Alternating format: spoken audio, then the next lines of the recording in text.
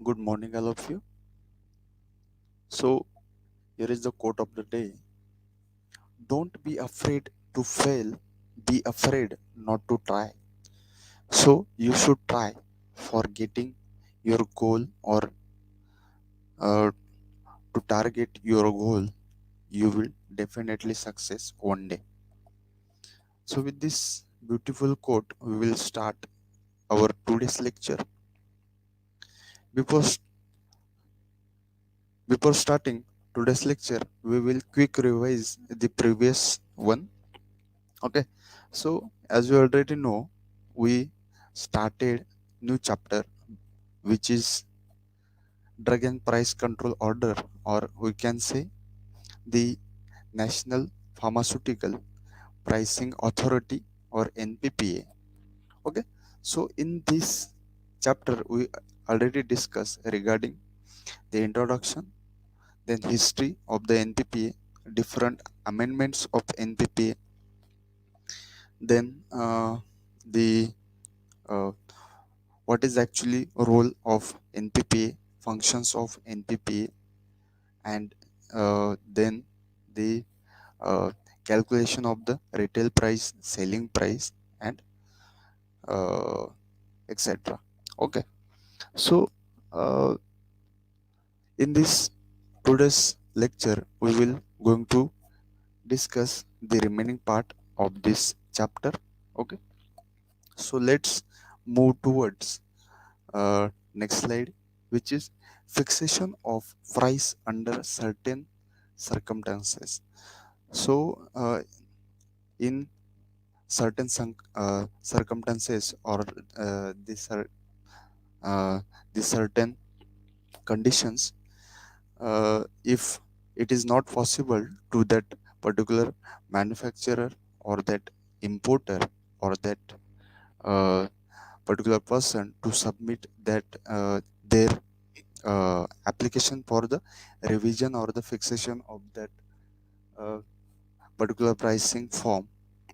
In that case, whatever uh, action uh, will be taken by this authority. Let's see, if any manufacturer or bulk drug fails to submit the application for fixation or the revision of price, or fail to give information within specified time. In this case, if anybody, manufacturer of bulk drug or the manufacturer or the importer, fails to submit the application, in this case, what happen, the government fix price of that bulk drug on their basis. Okay, so government itself, on their own opinion and on their formulas, on the on that basis of that particular calculation formulas, the pricing will be fixed for that particular bulk drug. If that particular manufacturer is going to fail to submit that particular application. Okay, so the power to recover overcharge amount, if somebody or the uh, someone, manufacturer or the importer or the distributor, will charge extra amount on that particular drug, then what will be the power to the NPPA? So if any manufacturer or the importer charging higher price than the price fixed by the government, in this case, then the government may recover the overcharge amount from that person.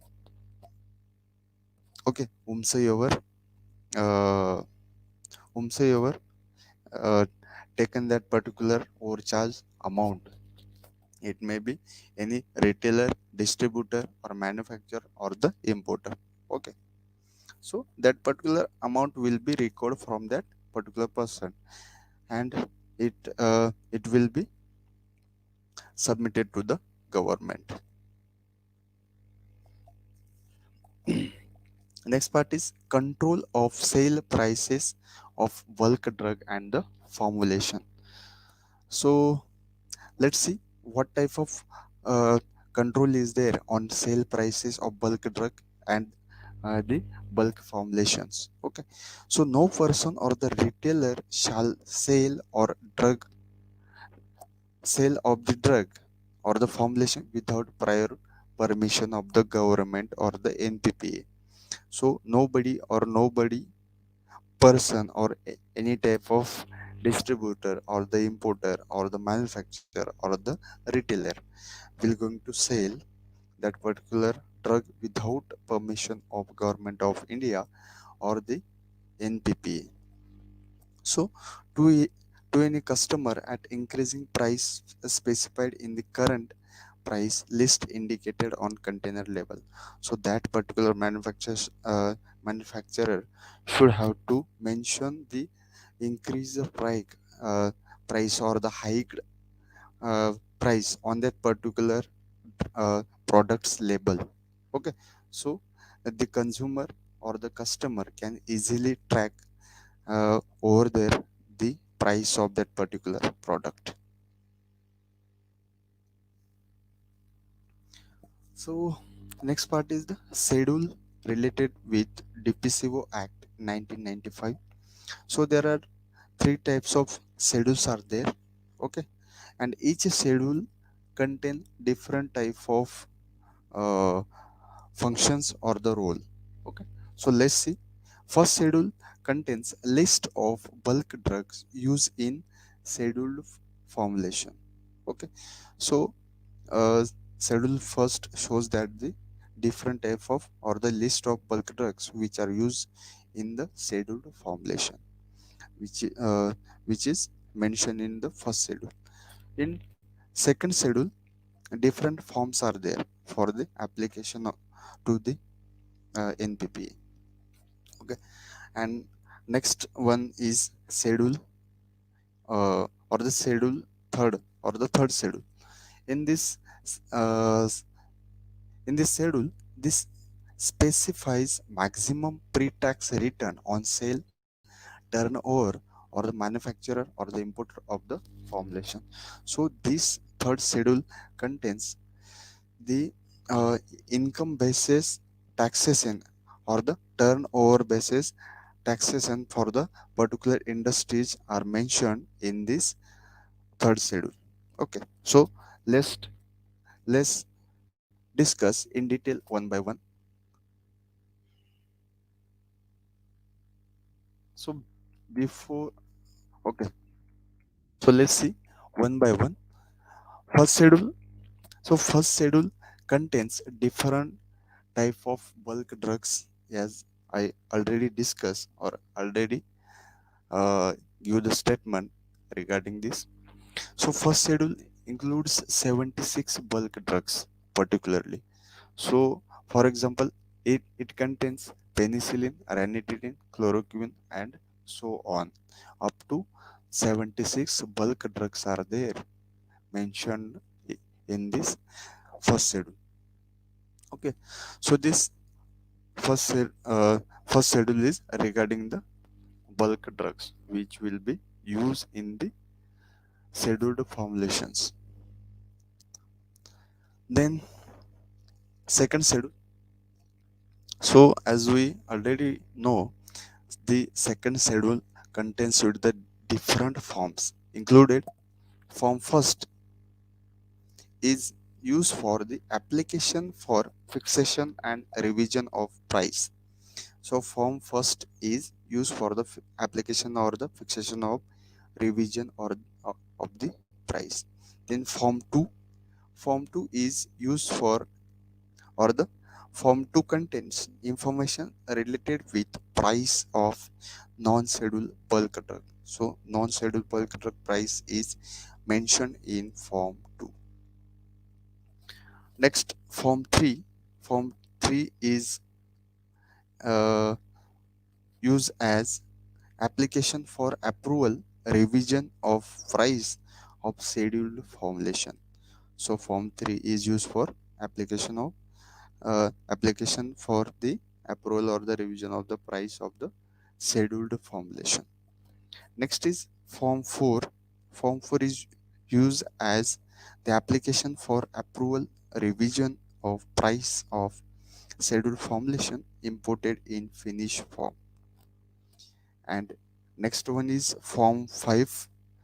Form 5 is used for forms of price list. So form 5 contains the form of the price list or the different type of price list is mentioned over there in the form 5.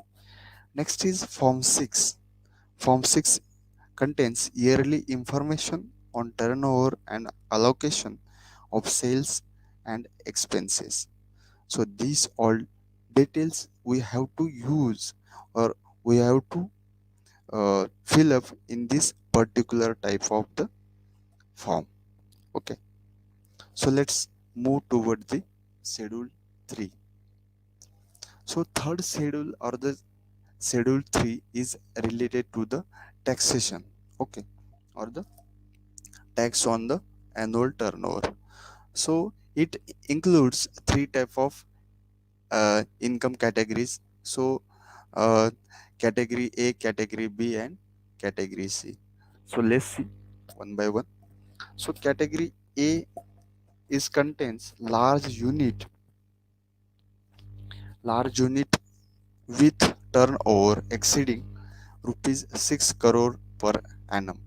If anybody or the manufacturer having the turnover of more than 6 crore per annum, which is uh, mentioned in the category 1 or the A. Next is category B, which includes medium size unit or the unit turnover between rupees 1 crore to 6 crore per annum. That person is comes under all that particular manufacturer comes under the category B. Next one is category C. So it contains other units with turnover of less than rupees 1 crore per annum. So if any manufacturer having the turnover or his turnover below 1 crore, which is comes under the category C. So before starting this, we will discuss the drug price equalization account. So what is in by DPEA or the drug pricing equalization amount? In simple words, we can say that the recovered extra amount which is taken by the particular manufacturer or that particular distributor or the retailer from that person, which or the whatever type of amount is recovered as a overprice on that particular drug, which is uh, credited in the uh, government account, and that account is called as price equalization account. In short, we can say this is the uh, amount taken from the manufacturer or the importer or the distributor in the form of fines. Okay. So let's see. The government was empowered to recover differences of price charge above retention price and pool price from manufacturer, importer, or distributors, and deposited the same in drug price equalization account. So whatever amount or the NPPA having authority to recover difference of the price charge above the retention price or the pool price of that particular uh, drug. So that particular extra amount is recovered from the manufacturer, importer, or the distributor, and that particular amount is deposited in the government account, and that account is named as drug price equalization account. Okay. So this amount was used for the following purposes. So this amount is used for the intentionally used uh, for this following purposes. So first purpose is paying it to the manufacturer or the importer or the distributor in shortfall of retention price. If uh, in some cases manufacturer, importer or the distributor are get or will get the shortfalls in their businesses, in that case this uh, government authority will or can provide that particular amount to that particular person.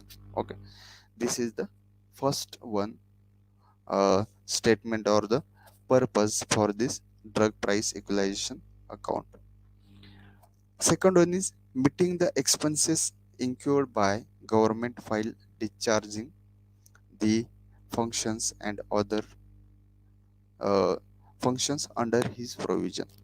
So whatever type of meetings were taken by the government bodies, so that uh, expenses of meetings are incurred by using particular this this type of amounts. Then third one purpose is promoting the higher education and research in pharmaceutical sciences and technology. So this is one of the most uh,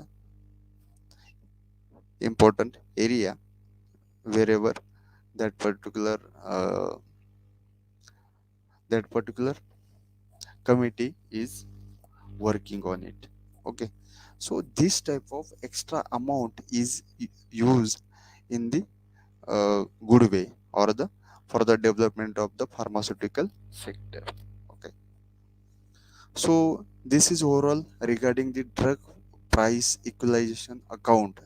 I hope you all of you clear with this DPEA. So let's move toward next slide.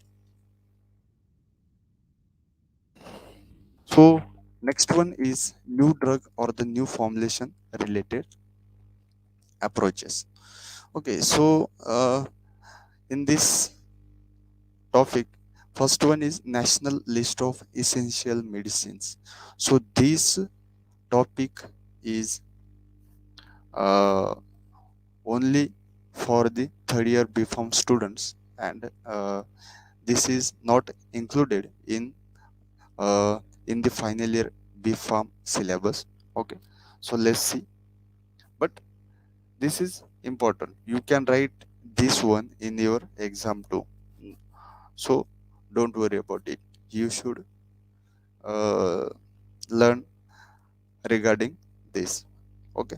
So NLEM or the National List of Essential Medicines. So what are they? So these are the formulations with the same specified dosage and strength as the combined with another. So NLEM for the formulation with same specified dosage and strength. So these are the medicine which are previously reported. Okay, but these medicines we will be used in the combination. Then this particular medicine is become as a new medicine. Okay, I understand. Okay, so previously reported two medicines, if we can using that two medicine in a combination, so that combination of that particular medicine will become a new medicine or the new formulation. That formulation is called as a national list of essential medicines. That type of medicines are comes under this list. Okay, so uh, take one example, like uh, the paracetamol having 500 mg dose, and this tablet is a scheduled formulation. Second drug is diclofenac 50 mg tablet is also scheduled formulation. So by using of these two drugs combination, paracetamol 500 mg plus diclofenac 50 mg tablet is became a new drug formulation. Okay, and this combination will be reported in the national list of essential medicine. So next case is NLEM formulations with same specified doses and strength as combined with. So another non and NLEM formulations. So let's see the example. If paracetamol 500 mg tablet is a scheduled formulation is there, and one of other formulation is a non-scheduled formulation. Okay, if scheduled and non-scheduled formulation are there, and these two formulations, if we will use in a combination, then also it will be become a new formulation or the new drug. Okay, and this new drug is reported into the NLEM. Case 3, in this case the formulation by changing its strength. If we will going to change the strength of that particular formulation, and in that case also it will be become as a new drug. Take example, or the first example, the paracetamol 500 mg tablet is a scheduled drug. If the paracetamol having 325 mg tablet, so it is a new drug, and that type of drug will be reported in this particular list. So next case, maybe NLEM formulation by changing its dose. If we will going to change the dose of that particular drug, then also we can claim it as a new drug. Take example, diclofenac 50 mg tablet is a scheduled drug. Okay, then diclofenac 50 mg ointment is a new drug. Okay, so likewise this type of new formulations were reported in this particular NLEM list. So next part is offenses and the penalties related to disobeying that particular rule or the depressive act. If anybody break or the violates this rule or the act, in this case he shall be punishable with infringement for 1 year and also liable to particular amount of fine.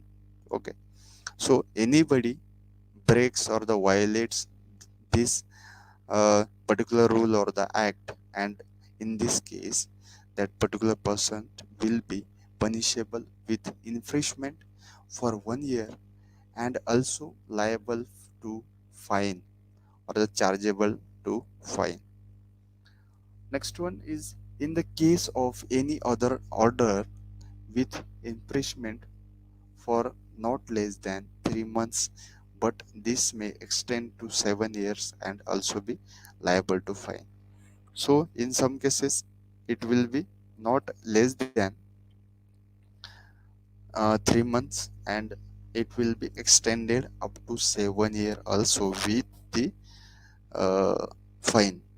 Okay, so these are the some offenses and the penalties related to this act. So here are the some references for referring this uh, chapter. Okay, so you can refer this chapter from the Dr. Kuchekar SS forensic pharmacy book, uh, which is having Nirali Prakashan or the publication. Then Somnath, sorry, Sampat K, Pharmaceutical Jurisprudence, third edition, Birla publication, which also you can use. Then the Gandhi Nirja, Pharmaceutical Jurisprudence, first edition, CBS publication, you can use. Okay, so by using these different books, you can study. So thank you so much.